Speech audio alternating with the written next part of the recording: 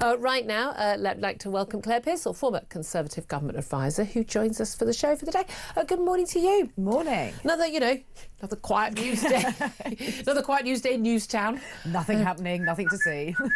I mean, I long for this. Do you know what? That's the thing. It's like, oh, it's too much news. There's too much news about. And then when there's a day when it's all a bit bitty and nothing, you were like, oh, why is there no good news? Where is it? It's never right. It's never right. We've always got plenty. I mean, we're never going to be short of a story on this show, that's for sure. I'm going to talk about tariff wars first. I know a lot of people go, it's just, it's not us. The tariffs aren't on us. And what difference does it make? Think about tariffs are a tax. Yep. They make things more expensive for the country that has imposed the tariff. So if there is a tariff war against us, we will have to pay more for various goods. Now, it's very clear. Justin Trudeau in Canada, like the complete male feminist, girly, absolute hopeless, inadequate excuse for a human being that he is. Hi, Justin. He is, of course, caved, as has Mexican President Claudia Sheinbaum, after apparently very warm, friendly conversations. Now, Donald Trump's claiming this big win because they've agreed to put 10,000 or 15,000 troops on the border, stop the flow of migrants, stop the flow of fentanyl into America. A lot of this stuff was actually already happening. Yeah. It's a little bit of show. It's a little bit of posturing on Donald Trump's side. But there is an argument, well, if he's got what he wanted and he's got what he perceives to be his win, then good for him. But China, not so. 10% tariffs on China. China, very different to Mexico and Canada, absolutely rely on that trade with the US, as indeed the US does with them, biggest trading partners. But China is second biggest economy in the world. China have gone, 5 o'clock this morning, no, we're going to impose retaliatory tariffs. Now, they've got control. They've also got access to an awful lot of natural resources, but crucially also they control pretty much all the rare minerals in the world. Even the ones they haven't got, they've imported them. They control the mines and around South America and Africa and Asia. They've got a lot more power to take on Donald Trump. What do you think is going to happen?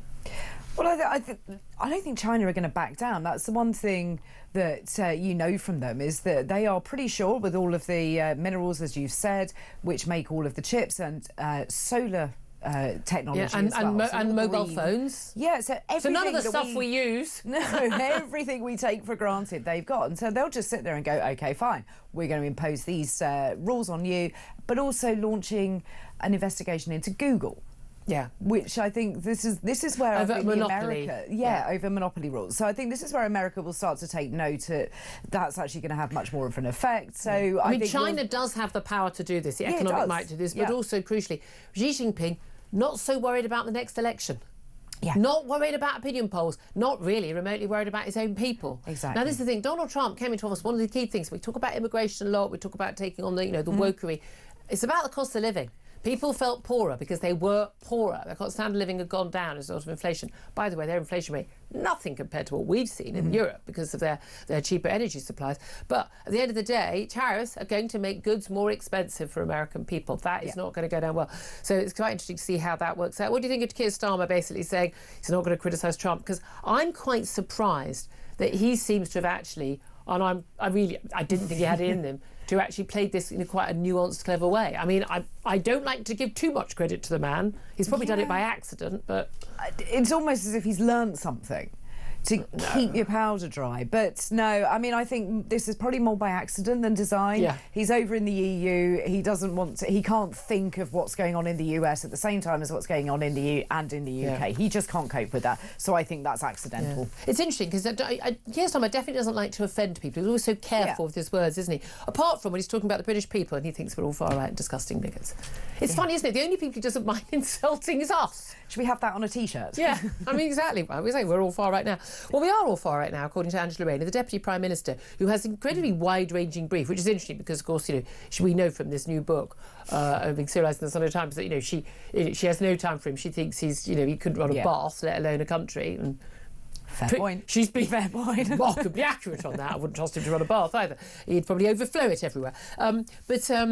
No, we're probably one of those men who goes, don't have it too hot or too deep. You're one of those men. Don't waste water. Don't waste water. Yeah, you get a temperature gauge. But anyway, it's weird because the energy prices for heating your water are so cheap now. We've got green energy. Did he not get the memo? Anyway, I digress. But Angela Rayner's got this massive big brief. I mean, lots of people thought she thought she was going to be out on her ear before the election. He was going to get rid of this role of deputy leader or deputy prime minister. She wouldn't have a role. She's got a very big role. Not only is she basically able to sign off on, housing and lots of issues like that, but also council tax rises of up to 10% in affecting 3 million people across this country, including in Birmingham, Windsor and Maiden and others, basically failing councils. But she's also apparently in charge of whether or not, well, what the definition is of Islamophobia. She is setting up a council of advisors on Islamophobia, and basically they're lining up a former Tory minister to lead it, Dominic Grieve, the former Tory Attorney General, prominent Remainer.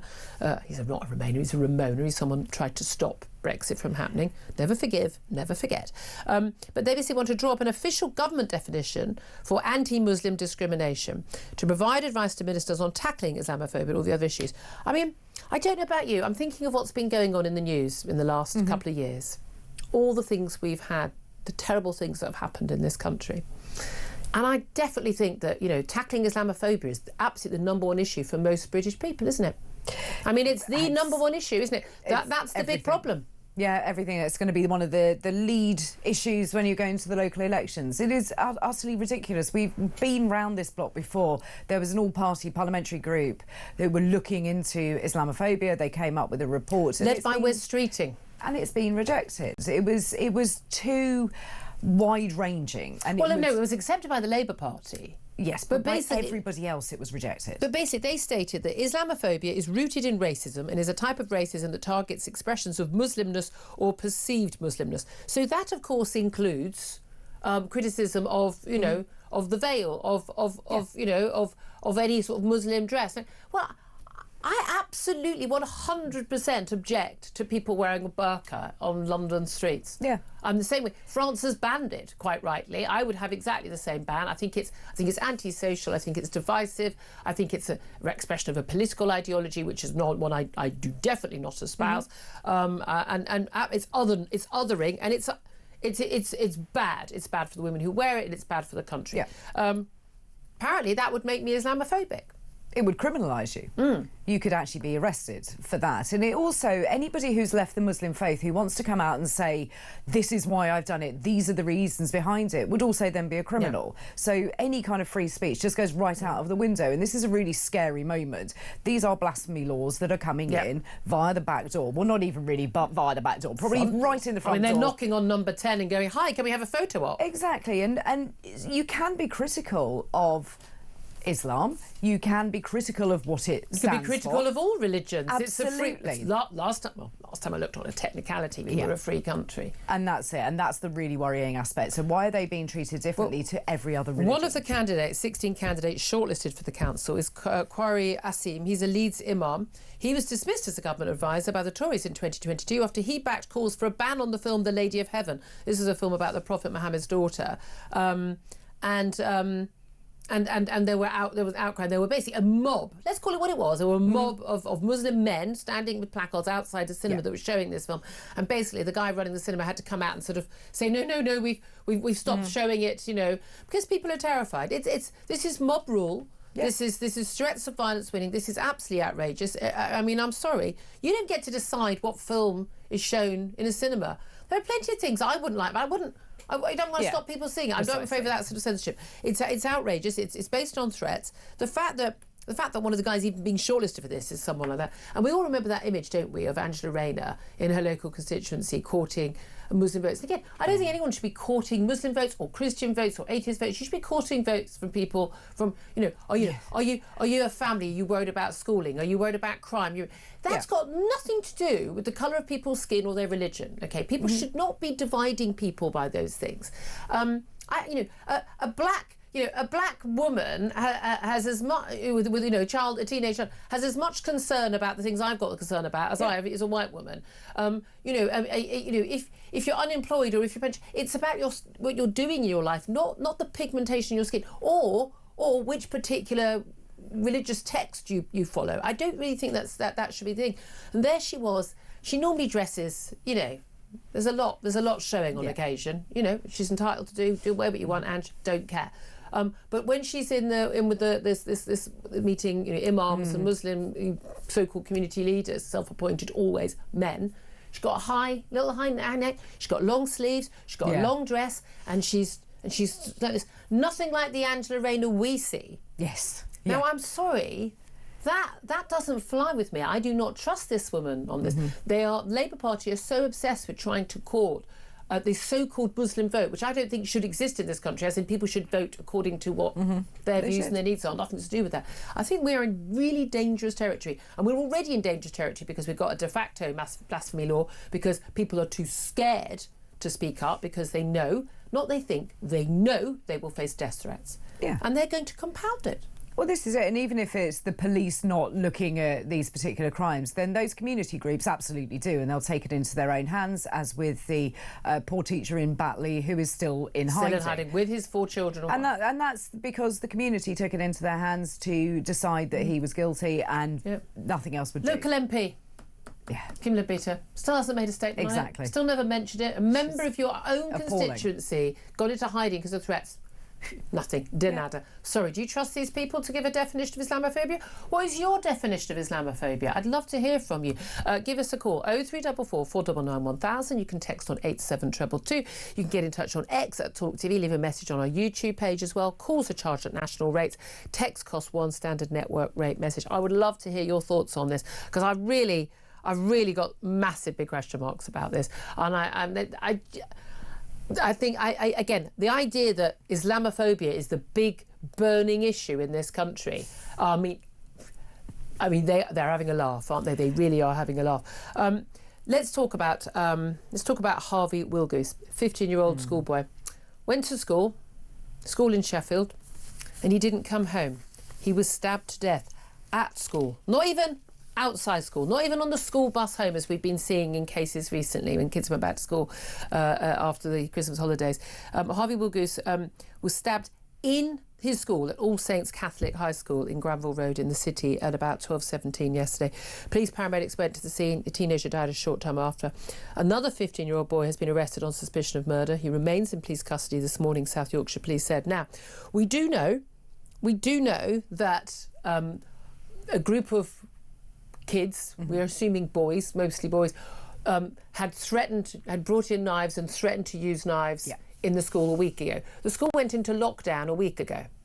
Because, that's normal. Do you remember when you were at school and your school would go into lockdown and everyone would have to hide under their desk because another kid had brought a knife in and threatened violence? You know how that was a normal thing at school, yeah? Oh, no, it wasn't. No, it wasn't. It literally never happened. It never happened. Someone might have got beaten up behind the bike sheds. That was the worst that happened, it was fisticuffs. Yeah. But now kids are bringing knives to school. Now, there's a lot of stuff we can't say because you're talking about a 15-year-old. You don't want to actually prejudice any trial. And we're back into Axel Rudakabana territory, aren't we? But he's not going to be named because he's so young. He's not just a week off his 18th birthday. But there are some big question marks about whether or not a school, let's talk more loosely, should a school, when a child has come into school with a knife and made violent threats against another pupil, as it would seem may have been a circumstance in this case, should a school allow that child ever to be back in the school again? Because I would suggest as a parent, any child who brings a knife in, it's not extra detention, is it? It's not extra homework. It's not writing lines out. I will not bring a knife into school and threaten to stab other pupils. I will not bring a knife into school and threaten other pupils. No, writing that out 100 times isn't going to fly for me. I want you reported to the police. I want you expelled. Bye-bye, and I want you in a safe unit. We've got Borstal nearby. The key thing is where we see this violence again and again and again, there is evidence that it was known there was a concern about somebody and nothing happens. And if you're a parent of other children, you are going to be looking at that school wondering why your kid hasn't been safeguarded in the way that it should have been. Yeah. I would be absolutely appalled if that happened at my child's school, and I'd be the first one in there. Oh, my God. You wouldn't stop me. I'd be straight down the motorway, straight in. I've got to be honest with you. I mean, I'm surprised the head teacher's still in a job, personally. I don't even know how we could even begin to say, yeah, this is fine. Like this is even an option to happen in our schools. I think we are in mad territory where we're just going to start just shrugging and just go, yeah, whatever. That's just what happens. And I really just find this absolutely extraordinary. Let's also talk about Keir Starmer. Now, I wasn't over excited about this story about him and his voice coach. 2020, December 2020. This is Leonie Mellinger. She visited Labour's London headquarters on Christmas Eve in 2020, when the capital was already under Tier 4 regulations. And it was basically as Keir Starmer gave a short statement on Boris Johnson's Brexit deal. The voice coach travelled between different COVID tiers from Tier 3 to Tier 4, which was not allowed. They both claimed that no rules were broken. But the Tier 4 rules stated at the time, residents in Tier 1 to 3 should not enter Tier 4 areas because Tier 4 was considered more dangerous. She took a selfie at Labour's central office on December 24th. We know we were there. He gave an 11-minute press statement that afternoon. By all accounts, she was giving you advice on how to, speak better and be less wooden. Yes, he definitely needed that training. I'm not sure I'd be paying for that training. I'm not sure it worked very well. But my view yesterday was that, it was probably on some technicality within the rules. We've got more important things to worry about right now. But it does appear it wasn't within the rules. She did all her other work on Zoom. Mm-hmm. The idea that she was, a key worker. I was a key worker in that time. My husband was IT, keeping people's IT. Mm-hmm. That made you a key worker. But there's key worker, an actress voice coach. It beeped me off that football players and actors were allowed to work. Oh, but not other people. It was a very confusing and unhappy time, let's be honest. But as one of the callers to Mike's show just pointed out in messages, he said, "Oh, it's a pity I couldn't have pretended to be a voice coach to my grandmother. Unfortunately, I was just her grandson, so I couldn't see her." And that's the reality, isn't it? Yeah, it really is. And what is so urgent on Christmas Eve that you need to have your voice coach? Was he in the Nativity? Was he playing King Herod? He was going to make this statement about bags. I'm going to come